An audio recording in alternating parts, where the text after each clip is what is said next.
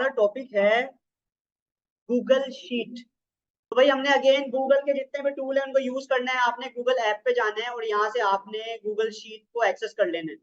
Microsoft के तमाम tools offline होते हैं, सेम तरीके से यूज होते हैं, पर उनको डाउनलोड करना पड़ता है। पर गूगल के टूल जो है वो गूगल वर्कस्पेस से आप डायरेक्टली गूगल से अपने जीमेल से एक्सेस कर सकते हैं, इवन मोबाइल पर भी यूज कर सकते हैं। तो ये खासियत है। कुछ याद आ रहा है कि नई फाइल क्रिएट करने के लिए क्या यूज करते हैं? क्रिएट ब्लैंक का बटन, मैं इस प्लस पर क्लिक करता हूँ तो मेरे पास एक ब्रांड न्यू डॉक्यूमेंट क्रिएट हो गया है, ओपन हो गया है, जो कि गूगल शीट है। सबसे पहले इसको मैं नाम देता हूँ। तो मैं इसको नाम देता हूँ हमारा for example Excel class 1। Google doc से कंपेयर करें कि यार क्या फर्क है दोनों में। ये आपके सामने एक पेज है। आप दोनों को गौर से देखें और मुझे बताएं क्या फर्क है, खुद बताइए। ये एक ब्लैंक डॉक्यूमेंट है, एक ब्लैंक कैनवास है, व्हाइट है। और यहाँ पर आपके सामने अगर इसको देखेंगे तो यहाँ पे बॉक्सेस बने हुए, ऑलरेडी टेबल्स बने हुए। इन्हें हम कहते हैं सेल। क्या कहते हैं? इन्हें हम नाम देते हैं सेल का। यानी कि जो ईच बॉक्स है यहाँ पर, every box is known as cell. क्या? सेल। अब हर सेल का पर्टिकुलर कोई ना कोई नंबर होता है, कोई ना कोई कोड होता है। फॉर एग्जाम्पल ये एक्सेल है, ये एक्सेल है, ये एक्सेल है, ये सारे जो जो ब्लू कलर का आपको ये हाईलाइट दिख रहा है, ये हर एक सेल पर जा रहा है, हर एक सेल पर जा रहा है। अब आप गौर से देखिएगा, मैं यहाँ पर एक बॉक्स बनाऊंगा। मैंने कहा ये एक सेल है, ये वाला हिस्सा क्या है? एक सेल। अगर आप गौर से देखेंगे तो इस सेल के ऊपर भी कुछ है और इसके साइड पर भी कुछ है। इसका मतलब है ये कोई ऐसी चीज है जो इस सेल की निशानदेही कर रहा है। ऊपर लिखा हुआ है बी और नीचे लिखा हुआ है 5। तो क्या मैं कह सकता हूं कि अगर मैं इस सेल का नाम दूं तो वो होगा B5?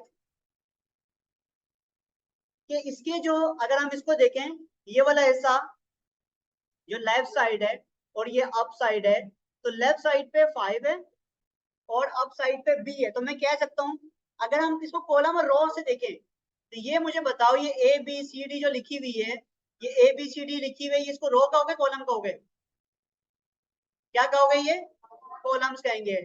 टेबल वाले रूल याद है ना? टेबल वाले रूल, ये सारे क्या है? कॉलम है। Column A, column B, column C, column D, column E। इसका मतलब ये कि जो ABCD लिखी हुई है वो कॉलम्स को जाहिर कर रहे हैं। इसके अलावा हमारे पास यहाँ पे 1 2 3 4 भी तो है। 1 2 3 4, ये क्या है फिर? ये रोज है। सर हमें अगर भूल जाए तो भाई भूल जाए, तो फिर आपने यहाँ रखना है और यहाँ देखना है कोने पे क्या लिखा हुआ है? C1। ये क्या लिखा हुआ है? C1। क्या इसका नंबर C1 ही है? इसका नंबर क्या है? C4। इसका मतलब आपको कंप्यूटर भी बता रहा है। तो हम जरा बेसिक फंक्शन समझते हैं। सम करना सबसे पहले स्टार्ट करते हैं सम से। मेरे पास यहाँ पे 2 है, यहाँ पे 4 है और यहाँ पे 5 है। तो मुझे बताओ 2 4 5 कितना होता है? 11। हमें सोचने में टाइम लगा। अगर मैं खुद से लिखूंगा तो यहाँ पे 11। पर अगर मैं यही काम एक्सेल से करवाऊं तो कैसे करना पड़ेगा? देखिएगा, आपने क्या करना है, इक्वल लिखना है। अच्छा, एक्सेल की ये खासियत है कि कभी भी आप कोई फंक्शन अप्लाई करते हैं तो आपने लिखना है इक्वल, इक्वल और फिर फंक्शन लगाना है। तो इक्वल, अब फंक्शन का नाम है सम। और मजे की बात है, गूगल डॉक्स की स्पेशली खासियत है, जब आप फॉर्मूला लगाते हो तो वो सामने ले भी आएगा आपको कौन सा सम का फॉर्मूला लगाना है। तो सबसे पहला फॉर्मूला है खाली सम ऑफ सीरीज। आपने इस पे क्लिक करना है।